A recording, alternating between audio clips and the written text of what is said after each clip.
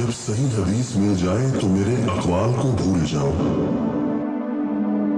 मैंने 7 साल की उम्र में कुरान मजीद हिफ्ज़ कर लिया था।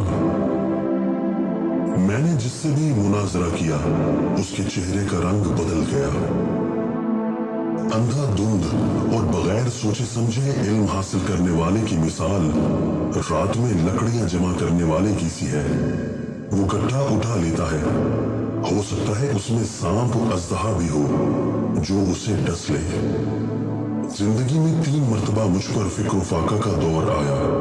घर के जेवरात भी बिक गए, लेकिन मैंने कर्ज लेकर कोई चीज रहन नहीं रखी।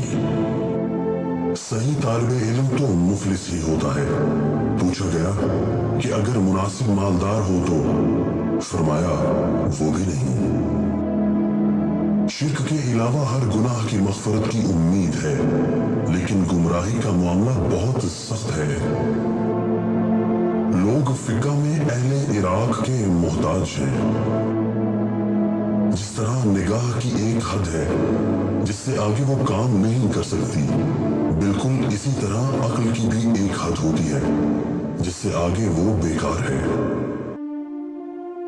इंसानों को काबू में रखना जानवरों को काबू रखने से कहीं ज्यादा मुश्किल है।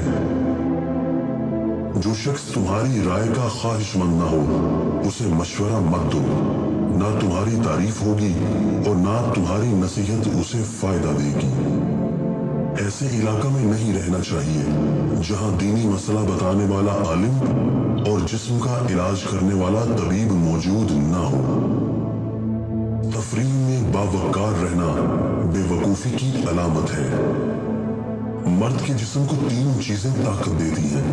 अव्वल गोश्त खाना, दोम खुशबू सूंघना, सोम गुस्ल करना। अगर मैं कुव्वत हाफ़ज़ा की तरफ तवज्जो करता जैसा कि मुहद्दिसीन करते हैं तो दुनिया में मेरा कोई मुकाबिल न